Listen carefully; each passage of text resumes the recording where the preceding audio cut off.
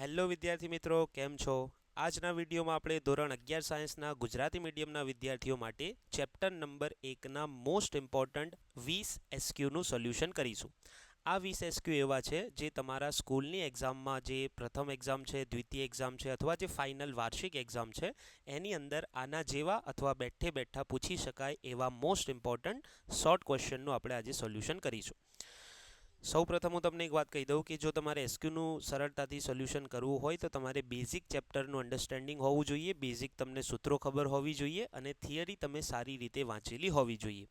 તેમ છતાં હું અહીંયા પ્રયત્ન કરીશ કે કોઈક જગ્યાએ જો મારે સમજાવવાની જરૂર પડે તો એમસીક્યુની સાથે સાથે કોઈક થિયરીનો કન્સેપ્ટ પણ હું તમને સાથે સમજાવીશ. તો જો તમે ચેનલ પર નવા હો તો ખાસ સબસ્ક્રાઇબ કરી લેજો અને ચલો ઝડપથી આપણે શરૂ કરી દઈએ ચેપ્ટર નંબર 1. પહેલો એમસીક્યુ જે છે તમારો પ્રશ્ન પૂછ્યો છે તમને, નીચેનામાંથી કઈ રાશિ એસઆઈ પદ્ધતિમાં મૂળભૂત રાશિ નથી? હવે મૂળભૂત નથી એટલે તમને ખબર હોવી જોઈએ ચેપ્ટર 1ની અંદર તમને કોઠો આપેલો છે એસઆઈ એકમ પદ્ધતિની 7 મૂળભૂત અને સાથે સાથે 2 પૂરક. તો જે પૂરક છે તમારી 7માં ગણતરી થતી નથી. તો મૂળભૂત કઈ નથી? તો તમારો એનો આન્સર આવશે ઘન કોણ. કેમ કે બાકીની જે 3 છે તમારી જ્યોતિ તીવ્રતા, વિદ્યુત પ્રવાહ, દ્રવ્યનો જથ્થો એ તમારી મૂળભૂત છે. તો આનો આન્સર આવશે તમારો ઘન કોણ. ચલો ક્વેશ્ચન નંબર 2. 1 રેડિયન બરાબર ખાલી જગ્યા ડિગ્રી. હવે આ પ્રશ્ન તમારે સમજવાનો છે. તમારે એક વસ્તુ યાદ રાખવાની કે ભાઈ જે રીતે આ એક વર્તુળ હોય છે, બરાબર? હવે એક વર્તુળની અંદર જ્યારે તમે કોઈક જગ્યાએથી સમજી લો અહીંયાથી શરૂ કરો, આને તમે 0 ડિગ્રી લઈ લો. એક ચક્ર જ્યારે તમે પૂરું કરીને આવો તો તમે ખૂણો કાપો છો 360 ડિગ્રી. હવે 360 ડિગ્રીને કહેવાય 2π રેડિયન. હવે તમને અહીંયા પ્રશ્નમાં એમ પૂછ્યું છે રેડિયનના કેટલા ડિગ્રી થાય, બરાબર? તો આની ઉપરથી આપણે ઉલટું કરી શકીએ કે ભાઈ 2π રેડિયન બરાબર કેટલા છે? 360 ડિગ્રી. તો 1 રેડિયન બરાબર ખાલી જગ્યા ડિગ્રી. ચોકડી ગુણાકાર 2π રેડિયનના 360, 1 રેડિયનના કેટલા? તો 1 ગુણ્યા 360 ભાગ્યા 2π. તો આની અંદર તમારો જવાબ આવશે 2 ને 360 કરો તો 180. ફાઇનલ આન્સર તમારો આવી જશે 180 ભાગ્યા પાઈ.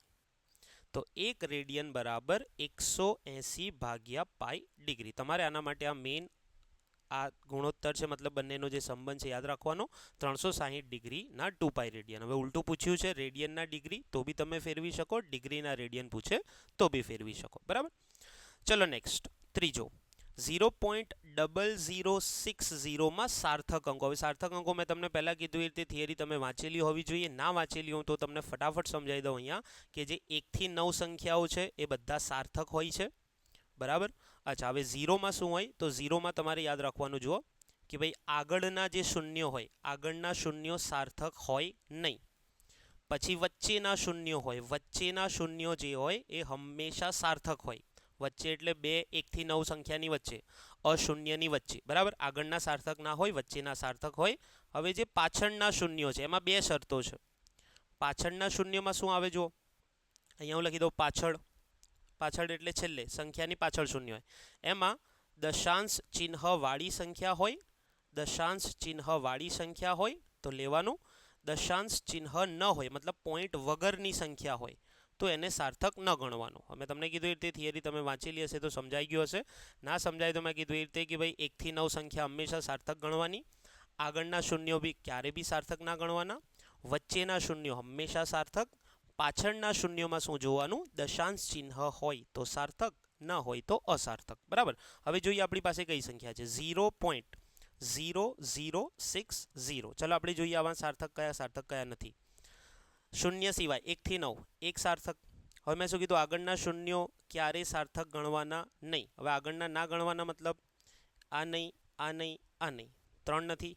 અચ્છા, પાછળના શૂન્યમાં શું કીધું આપણે? પાછળના શૂન્યમાં દશાંશ ચિહ્ન હોય તો સાર્થક ગણવાના, ન હોય તો ન ગણવાના. હવે તમે ધ્યાનથી જુઓ, અહીંયા આપણી પાસે દશાંશ ચિહ્નવાળી સંખ્યા છે તો પાછળના શૂન્યને તમારે સાર્થક ગણવાનો, મતલબ ટોટલ 2 તમારા સાર્થક અંકો છે.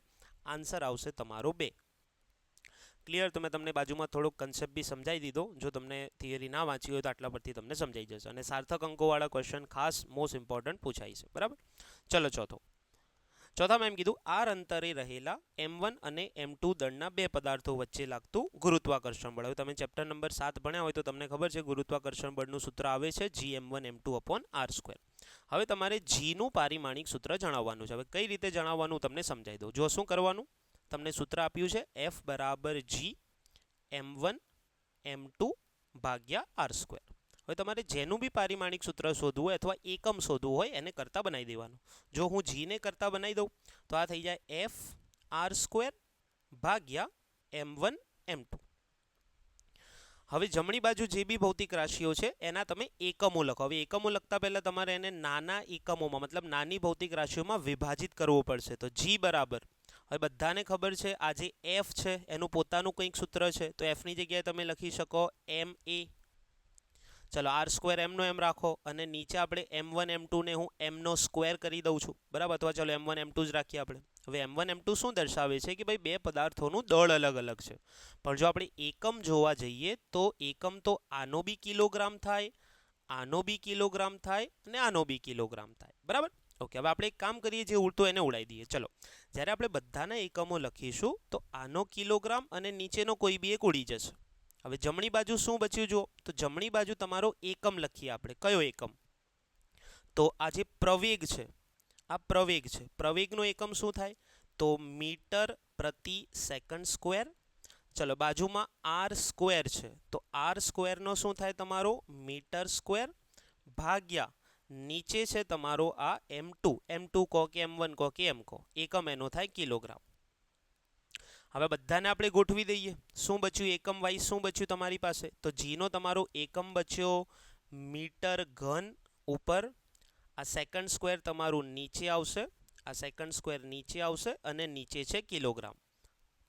તો હવે આની ઉપરથી પારિમાણિક સૂત્ર લખાય M-1, કેમ કે કિલોગ્રામ નીચે છે, ઉપર આવે તો એનું -1 થાય. ચલો, મીટર ઘન એટલે L3 અને સેકન્ડ 2 ઘાત નીચે છે, ઉપર આવે તો -2, T ની -2. આ રીતે તમે કોઈ બી ભૌતિક રાશિનું તમે એકમ અથવા પારિમાણિક સૂત્ર કાઢી શકો. સૌ પ્રથમ એને પોતાના મતલબ સૂત્રમાં કરતા બનાવવાનો. કરતા બનાવી સામેવાળા જે ભૌતિક રાશિઓ છે એના એકમો લખવાના. એકમો લખતા પહેલાં જેમ કે Fનો તમે ન્યૂટન ના લખી શકો, તમારે F = MA કરીને પછી લખવો પડે. હવે MM ઉડી જાય છે, ના ઉડતો હોય તો આનો kg લખવાનો, આનો મીટર પ્રતિ સેકન્ડ સ્ક્વેર લખવાનો, બરાબર. તો ફાઇનલ આન્સર તમારો આ રીતે આવે છે M-1 L3 T-2. તો જોઈ લઈએ કયો ઓપ્શન છે? Option number A, M-1 L3 T-2. Okay, ચલો નેક્સ્ટ નંબર 4.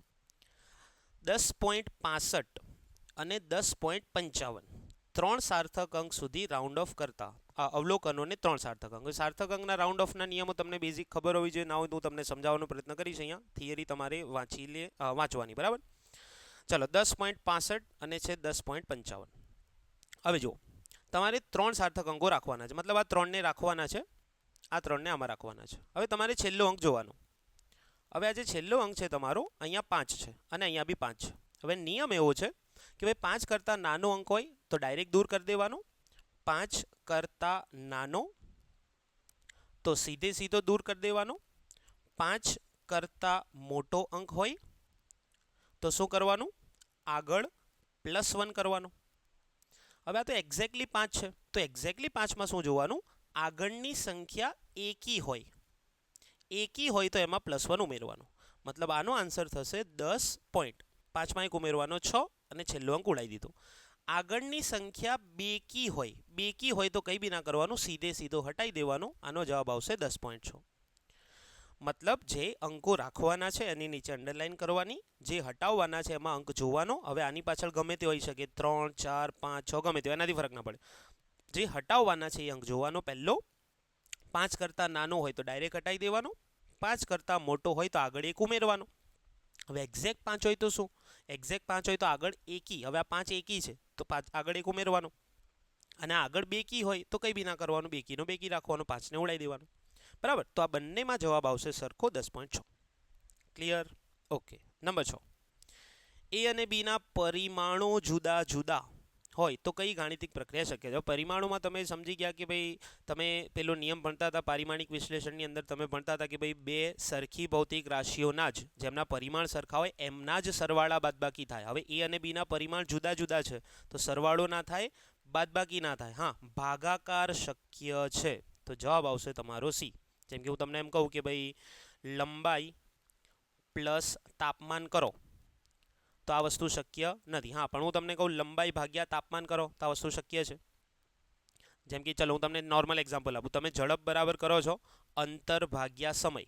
હવે અંતર અને સમયના પરિમાણ જુદા જુદા છે પણ તમે ભાગાકાર કરી શકો, પણ તમે અંતર પ્લસ સમય ના કરી શકો.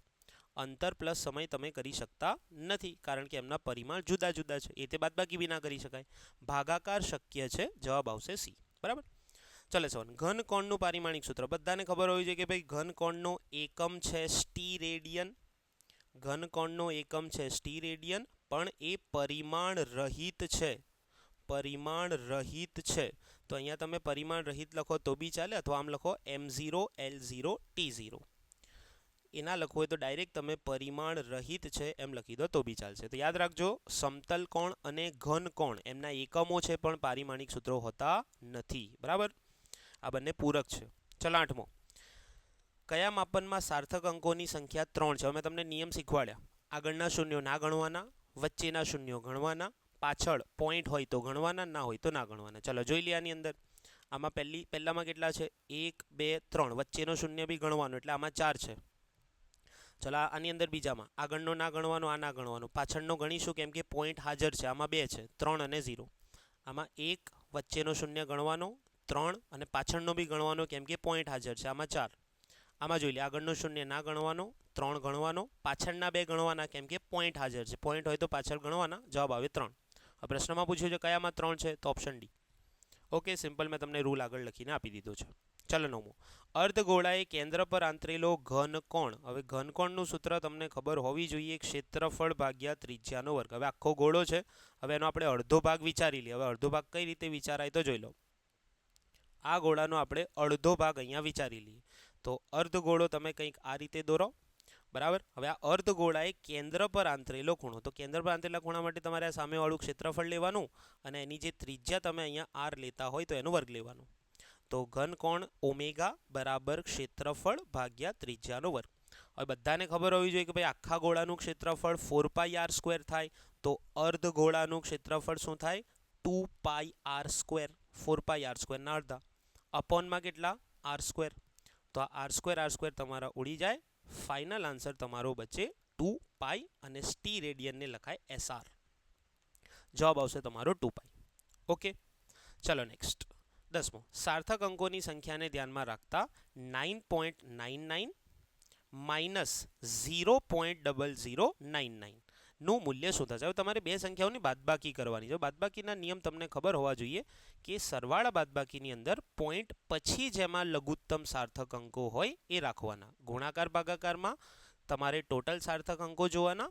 સરવાળા બાદબાકીમાં પોઈન્ટ પછી જેમાં લઘુત્તમ મતલબ દશાંશ પોઈન્ટ ચિહ્ન પછીના લઘુત્તમ સાર્થક અંકો રાખવાના. તો હવે હું લખું છું અહીંયા શું છે? 9.99 માઇનસ 0.0099. હવે તમારે બાદબાકી તો કરવાની છે પણ સાર્થક અંકોની ધ્યાનમાં. હવે તમારે કેલ્ક્યુલેટર વાપરવાનું છે.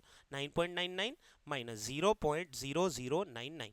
હવે આનો તમારો જવાબ આવે છે 9.9801. હવે સાર્થક અંકો કેટલા રાખવાના? તો પોઈન્ટ પછી આમાં 2 છે અને આમાં બી 2 છે.